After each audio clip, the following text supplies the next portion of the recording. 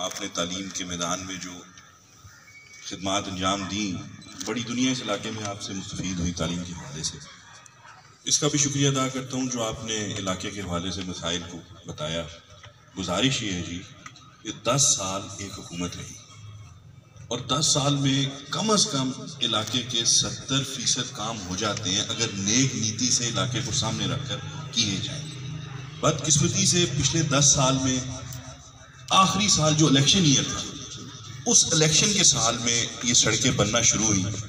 اگر اس میں بھی نیت یہ کار فرما ہوتی کہ اس علاقے کی خدمت کے لیے سڑک بنانی ہے تو وہ 6 مہینے پہلے شروع ہوتی تو یہ مکمل ہو جاتی.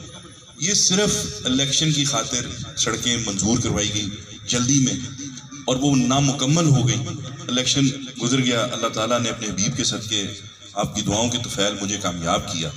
تو سب سے بڑا مسئلہ یہ ہے کہ وہ جانتے تھے، اس وقت ایوان میں تھے کہ اگر ان سے یہ خالی چکمہ دینے کے لیے سڑکیں شروع کروائی تھی تو اس کو اگر اینول ڈیولپمنٹ پروگرام میں ڈلوا دیتے تو یہ روڈ ہر حال میں بنتی، چاہے حکومت کسی کی بھی ہوتی. میں جب آیا، میں نے اللہ کی مہربانی سے، یہ آپ اٹھا کے دیکھ لیں کسی بھی حوالے سے، 36 کروڑ روپیہ ایک سال میں مختلف کی، بہت بڑا حلقہ ہے آپ کو نظر نہیں آئے گا، لیکن 36 کروڑ روپیہ میں نے اپنے وزیر اعلیٰ صاحب سے ڈیولپمنٹ کی بد میں لیا اور جو اللہ کی مہربانی سے جس پہ 80% وہ فنڈ لگ بھی چکے. گتر بڑگوا روڈ کا مسئلہ یہ تھا کہ میں نیا فنڈ اس پہ لگا نہیں سکتا. اسی اسکیم کو جا کے ٹیک اپ کرنا تھا کہ اس کے لیے فنڈ جو اسکیم کے آلریڈی ہیں وہ اس کا اجرا کیا جائے. تو وزیر اعلیٰ صاحب نے مجھ سے وعدہ کیا تو کھوکھا اور جو پل تھا وہ جو روڈ سال پہلے رکی ہوئی تھی اس کے فنڈ کو انہوں نے اجرا کر دیا.